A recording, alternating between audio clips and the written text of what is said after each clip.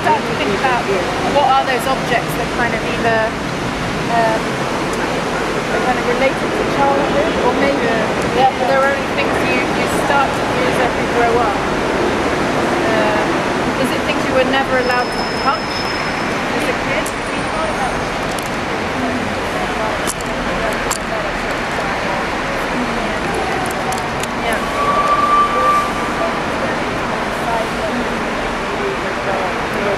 I think also you can have a couple of playful days, like what are the things you're not allowed to, the moment you grow up, what are you not allowed to do?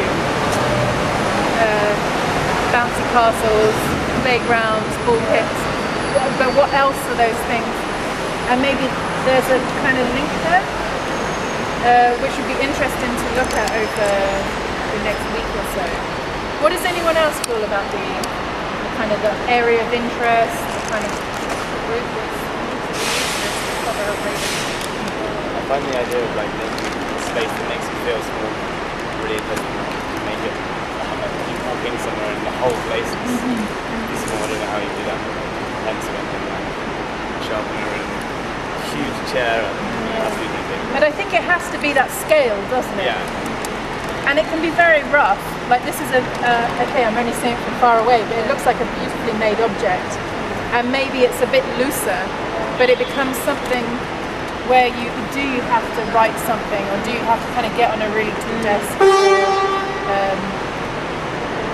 And I think that's something that kind of bring you back to the childish feeling when you try and like reach, feel dad's desk, or like give you that kind of.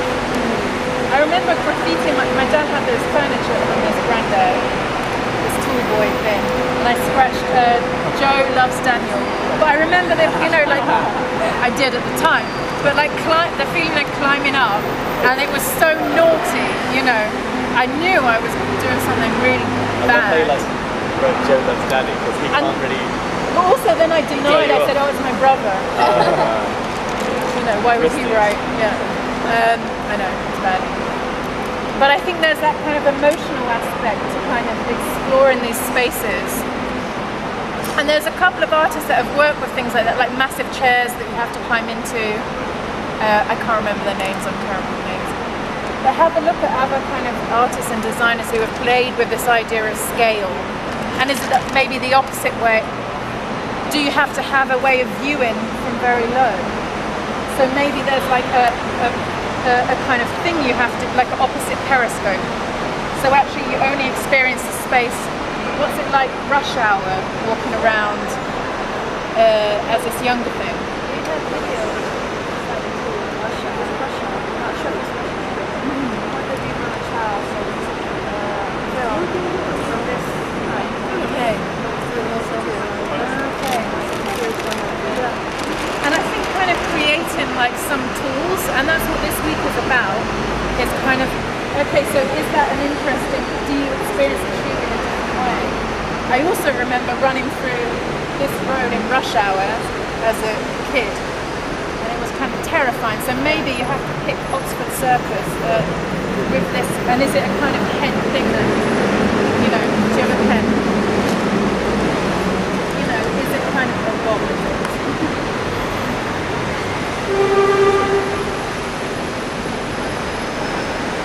Is it something?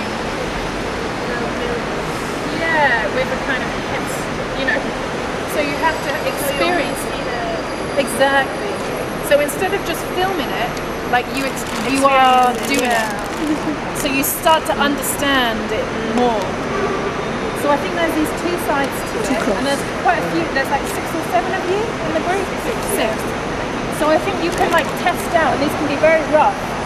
Test out tools to try and understand that viewpoint and understanding the real world, and then feed that back into creating something new, perhaps. Maybe you have to do the presentation at the end in a massive. So we're all tiny. And there's this huge screen, a tall desk, or one tall seat. So you're presenting as this kind of experience in the world of different ways. How does that sound? Interesting, or yeah? Any questions? Okay, brilliant. But yeah, I think when you're filming, don't just do the thing. Work out, make stuff, so you can become that thing that you're doing. Whether it's, and they can be very simple. Or maybe you're only allowed to do things like on your knees for a day. So you have to have knee pads and you have to just, you know. But maybe that's maybe you have to make breakfast on your knees. So what can you not reach? So really become experts in being small.